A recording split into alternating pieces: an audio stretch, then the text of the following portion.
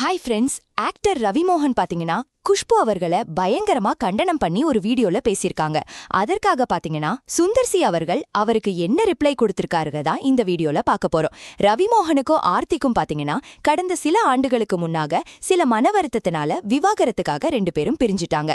அதற்கப்புறம் பாத்தீங்கன்னா ரவி மோகன் கெனிஷான்ற ஒரு பாடகை கூட தான் சுத்திட்டு இருந்தாங்க. அதற்கு பாத்தீங்கன்னா குஷ்பு அவர்கள் ரவி மோகனை விமர்சிச்சு நிறைய பேச்சு பேசியிருந்தாங்க. அதற்காக 2 வருஷம் அமைதியா இருந்தாரு. இப்ப பாத்தீங்கன்னா சரியான பதிலடி கொடுத்திருக்காரு. அதுல ரவி மோகன் அவர்கள் குஷ்புவை பத்தி என்ன சொல்லிருக்காங்கன்னு பாத்தீங்கன்னா, ஹிட்லி நடிகை ஒருத்தவங்க இருப்பாங்களே, அவங்க என்ன பத்தி பேசுறாங்க, என்ன யாருன்னு என் பேரை சொல்லாத மாதிரி பேசுறாங்களாம். அவங்கள பத்தி உங்களுக்கு தெரியுமா? அவங்க காலத்துல இருந்த 3 பெரிய ஆக்டர் வாழ்க்கையை கெடுக்க நினைச்சவங்க இவங்க. அந்த 3 பெரிய ஆக்டருமே என்கிட்ட சொல்லியிருக்காங்க, இவ வாழ்க்கையை கெடுக்க நினைச்ச இவ அப்படின்னு சொல்லியிருக்காங்க. இவங்க என்ன பத்தி பேசலாமா?